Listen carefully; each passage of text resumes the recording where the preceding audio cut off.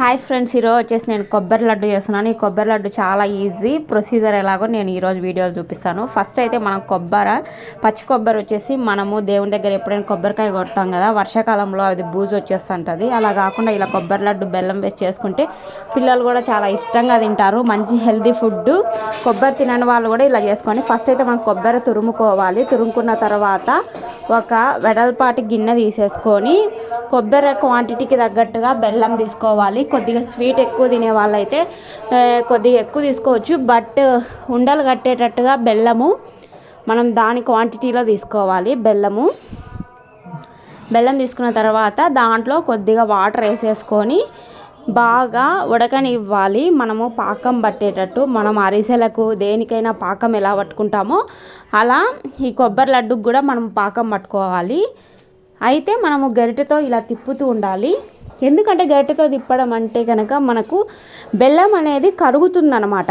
మనం ఎంత మెత్తగా దంచినా కూడా కొద్దిగా గడ్డలు ఉంటుందన్నమాట. సో మనం ఇలా గరిటెతో తిప్పడం వల్ల బెల్లం అనేది కరిగి బెల్లం ఇప్పుడైతే మంచి స్మెల్, ఉడుకుతున్నప్పుడు చాలా బెల్లం అయితే మంచి స్మెల్ వస్తుంది. ఇంకా ఈ బెల్లం అయితే నేను ఊరి దగ్గర నుంచే తీసుకొచ్చుకున్నాను. బాగా ఇట్లా మనం ఉడకనివ్వాలి. ఎప్పుడైతే మనకు పాకం వచ్చిందని మనకు ఎలా తెలుస్తుందంటే గిన్నెలో ఇలా వాటర్ తీసుకోవాలి. అది ఉండగట్టితే కనుక మనకు లేత పాకం ఉన్నప్పుడే మనము ఇలా దింపుకోవాలి. ఎట్లా తెలుస్తుందంటే ఇలా చూసే పద్ధతిలో కూడా మనకు పాకం కట్టినట్టు తెలుస్తుంది. నురగలు బాగా గజ్జ పొంగు వచ్చినప్పుడు మనకు పాకం అన్నది రెడీ అయిపోయినట్లు. ఇప్పుడు అయితే లేత పాకం వచ్చింది చూడండి. చూడండి, ఇంకా కొంచెము పాకం అనేది రాలేదు.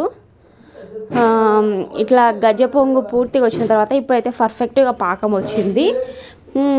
ఈ పాకము వచ్చింది వేలుతో నేను చూపిస్తున్నాను చూడండి. ఇలా రావాలి. ఇలా వచ్చిన తర్వాత మనం కొబ్బరి వేసేసుకొని మనము కొద్దిగా చల్లారిన తర్వాత దీంట్లో నెయ్యి కూడా వేసుకొని కొద్దిగా చల్లారిన తర్వాత మనం ఉండలు చుట్టేసుకోవడమే. చాలా టేస్టీగా ఉన్నాయి. అసలు యూట్యూబ్ స్టార్ట్ చేసిన తర్వాత నేను కొత్త వంటలు స్టార్ట్ చేస్తున్నాను. ఇంతకుముందు అయితే కొత్తగా ఏం తయారు చేసేదాన్ని కాదు. యూట్యూబ్ వల్లే నేను కొత్తవి రెసిపీస్ చేస్తున్నాను అన్నమాట. ఇలా మనం కొబ్బరిని అనేది బాగా కలుపుకొని ఫైనల్గా మనం నెయ్యి వేసుకుంటే కనుక ఆ ఫ్లేవర్ వేరు. నెయ్యే ఈ కొబ్బరి లడ్డుకి చాలా టేస్టీ. అసలు నాకైతే చాలా హ్యాపీగా ఉంది. నేను కూడా కొబ్బరి లడ్డు చేసేసినాను.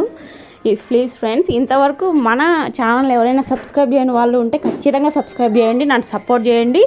నేను ఇంకా కొత్త వంటలు చేస్తాను. నాలాగే యూట్యూబ్ స్టార్ట్ చేసిన వాళ్ళందరూ వంటలు చేసేవాళ్ళు చాలామంది నాలాగే వంటలు ఇప్పుడు కొత్తగా చేస్తున్నారేమో నాకు తెలిసి. నేనైతే మాత్రం యూట్యూబ్ వల్లే కొత్త వంటలు నేను చేస్తున్నాను. అంతకుముందు అయితే మా ఇంట్లో కొత్తగా ఏవైనా వంటలు కొత్తగా చెయ్యి అన్నా కూడా నేను చేయను, రొటీన్గానే చేస్తా అంటాను నేను. ఇప్పుడు మాత్రం నేను కొత్తగా వంటలు చేస్తున్నాను. నాకైతే చాలా హ్యాపీగా ఉంది. ఇలా మనం చల్లారిన తర్వాత ఉండలు అనేవి ఒకవేళ కాలుతూ ఉంటే కొద్దిగా వాటర్ మనము అప్లై చేసేసుకొని ఇలా ఉండలుగా చేసేసుకోవడమే. చాలా పర్ఫెక్ట్గా వచ్చింది లడ్డు.